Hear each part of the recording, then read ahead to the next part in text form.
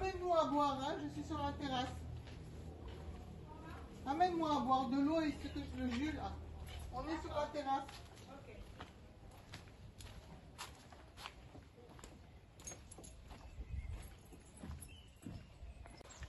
Alors on va se mettre là. On fera bien. Ouais. C'était bon. D'accord. Ok. Voilà. Bismillah. Bienvenue. Oh là là. Voilà, je m'appelle Matindia ici, j'ai 72 ans, donc je suis à la retraite. J'ai été consultante en développement organisationnel, c'est-à-dire une approche pour le changement organisationnel et le changement personnel pendant très longtemps. J'ai travaillé sur 30 pays africains et parfois, dans mon travail, j'utilisais le cinéma en faisant venir des artistes, réalisateurs. J'ai fait venir aussi un peintre pour accompagner une équipe qui devait changer, on va dire. Donc, je m'intéresse beaucoup à l'art depuis que je suis toute petite. J'ai eu la chance d'avoir une maman qui était littéraire et qui aimait beaucoup l'art, qui nous traînait dans les musées, une maman française, normande, et qui nous a acheté très vite un projecteur. Et à l'époque, c'était des grandes bandes. Et à l'âge de 5 ans, j'ai découvert Charlie Chaplin dans notre maison, Buster Keaton, Laurel et Hardy, etc. Et j'ai eu la chance, quand La Noire 2 a été présentée, je pense que c'était en Tunisie, à Carthage. Nous y étions, mon père était diplomate là-bas.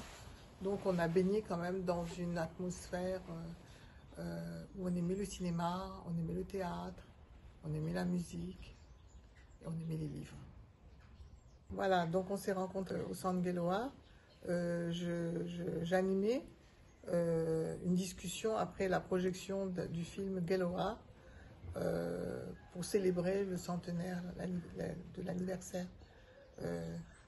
L'année dernière, Samben, s'il avait vécu jusque-là, il aurait eu 100 ans. Et pour moi, Samben, c'est mon adolescence. C'est plutôt quand j'étais jeune adulte. J'étais militante. Je voulais qu'au Sénégal, les choses se transforment pour le bien du peuple. Et quelle était la référence? C'était Samben Ousmane. Parce que Samben Ousmane a toujours été non seulement le père du cinéma africain, mais surtout un cinéma réaliste. Mais en même temps, on était dans la fiction. Parce que Guelloa, c'est vraiment une fiction. Hein, c'est un monsieur qui décède, sa femme attend son corps finalement est enterré dans le cimetière musulman, alors que lui c'est un catholique. Et on s'aperçoit au fur et à mesure du film que tous les problèmes de la société sénégalaise, aussi bien au sein de la famille, au sein du couple, mais aussi face au développement et aussi à la domination de l'ex-colonie française, tout y est, quoi. Et donc, moi, effectivement, je suis une passionnée, pas du cinéma africain, du cinéma tout court, le 7e art, mais Samben l'a brillamment représenté. Mais j'ai eu la chance aussi, quand je faisais mes études de classe préparatoire aux grandes écoles, pour m'évader, pour me ressourcer, j'allais dans les 2 grandes cinémathèques de Paris. Et donc j'ai pu à la fois approfondir mon intérêt pour le cinéma africain, qui était un cinéma social à l'époque, dans les années 70-80. Bon, pas que social, hein, parce que Djibril Mambéty, c'est social, mais c'est aussi très symbolique, et puis ça convoque l'imagination. Alors que Samben, bon, ça pose la réalité des faits, quoi, même si c'est de la fiction. Et donc, entre la cinémathèque à l'époque d'Ulm, qui n'existe plus, et la cinémathèque de Chaillot, j'avais de quoi faire. Hein, je pouvais passer toute une journée à regarder des tas de films, quoi. Pas tellement au diapason des dynamiques actuelles cinématographiques, parce que par exemple, à part une fois où je suis allée au FESPACO, je vais pas au FESPACO. Or, le FESPACO, c'est vraiment un rendez-vous incontournable pour voir au bout de 1 ou 2 ans ce qui s'est passé. Par contre, voilà, je vais faire de la pub. Le festival de film Femmes Afrique, bon, je le soutiens. Hein, c'est une de mes amies qui l'a lancé avec une association Trait d'Union. Ça, c'est pour les films réalisés par des femmes. Donc, je ne suis pas vraiment au diapason, mais je trouve qu'il y a une belle dynamique. À un moment donné, bon, c'était des beaux films, avec Djibril Betty, notamment, j'ai beaucoup aimé Yen.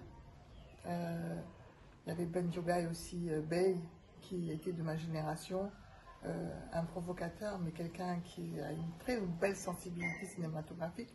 Mais je trouvais qu'à part Saint-Ben, les autres étaient dans un registre qui ne pouvait pas toucher le peuple.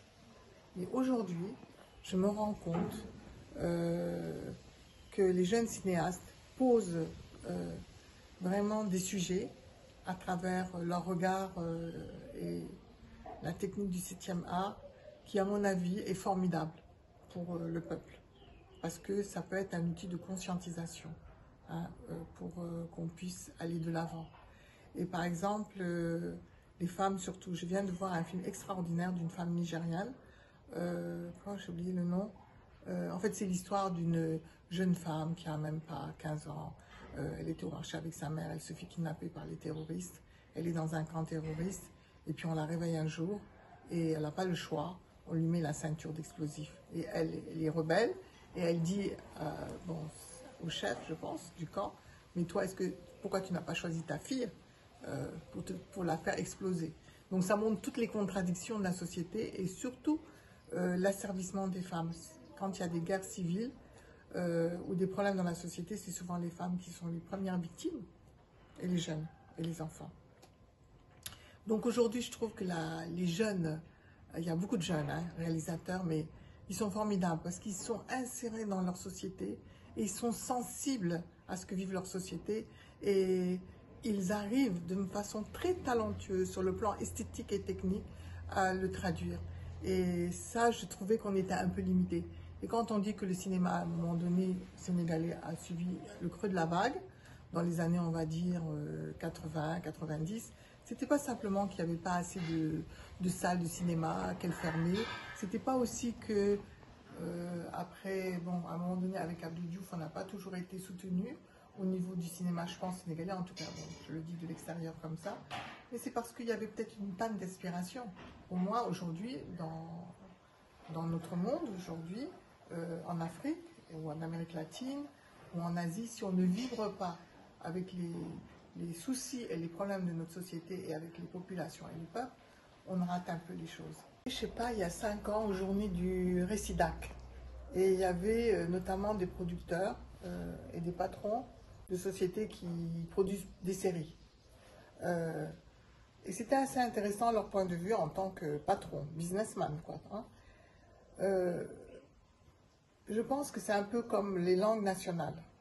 Les langues nationales, s'il n'y a pas des livres, s'il n'y a pas du matériel dans les sciences ou dans la littérature en langue nationale, on aura beau dire qu'il faut s'instruire en langue nationale, ça ira pas loin.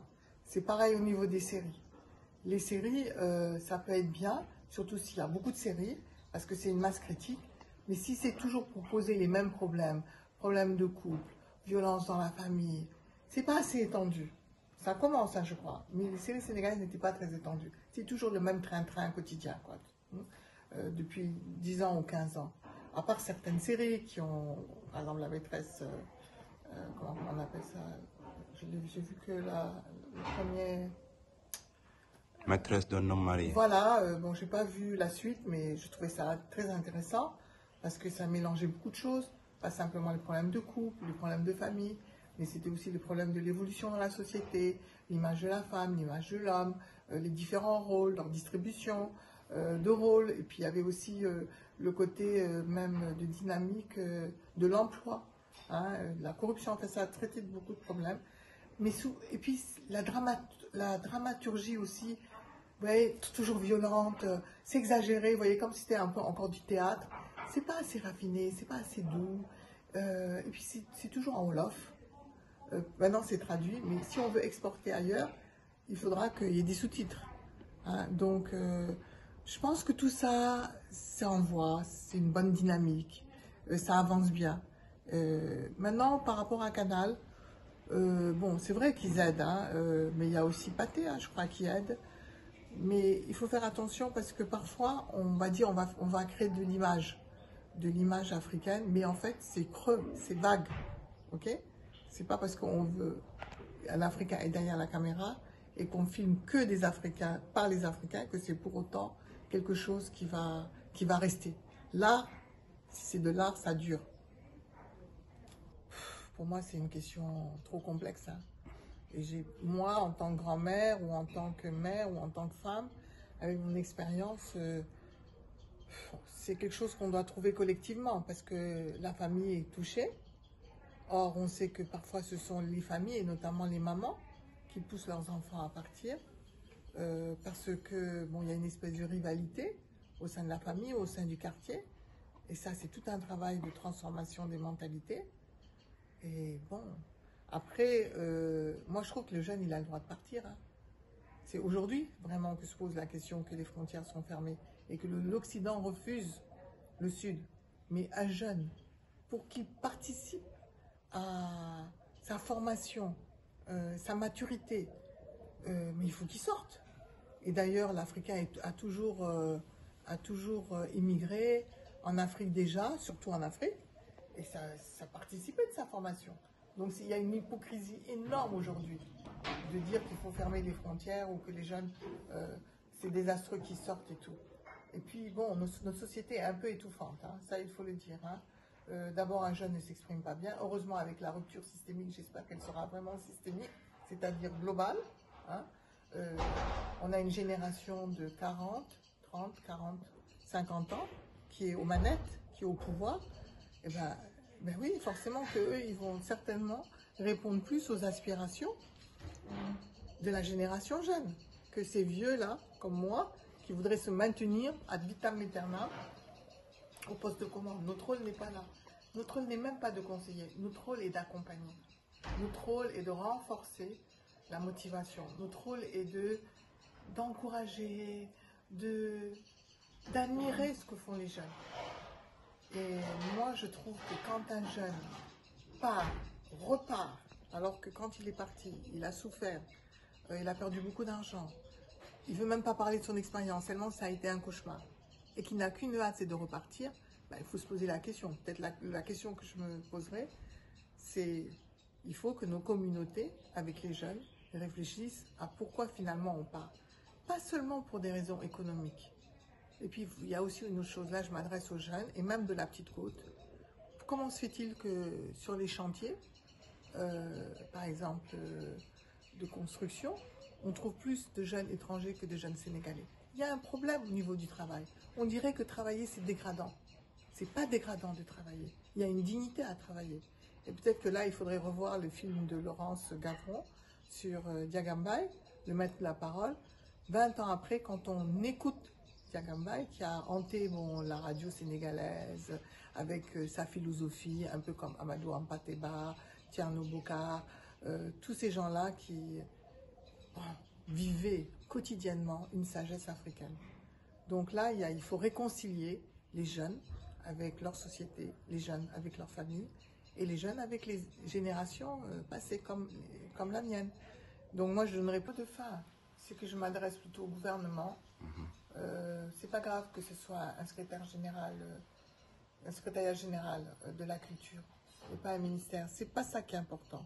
C'est l'intérêt que va porter le gouvernement à ce que l'art représente. Prenons par exemple la santé publique. Aujourd'hui, les messages passeraient mieux, pas de manière ponctuelle, par exemple comme on l'a fait pour le Covid, mais de manière systématique, ou quand il faut communiquer de façon massive, il faut le faire par l'humour, il faut le faire par le rêve, il faut le faire par l'imagination, il faut dédramatiser tout en étant sérieux. Et ça, l'artiste peut le faire avec son coup de crayon, avec son pinceau, avec son jeu dans le cinéma, ou son jeu dramatique dans le théâtre, ou sa poésie, parce qu'on a énormément de bons poètes. Donc tout ça devrait être beaucoup plus mobilisé pour faire passer le message. Ce n'est pas aux politiciens de sensibiliser. Les politiciens, ils ont comme objectif d'avoir de respecter et de remplir leurs engagements et de s'appuyer sur les artistes et leur capacité à vibrer et à être sensibles à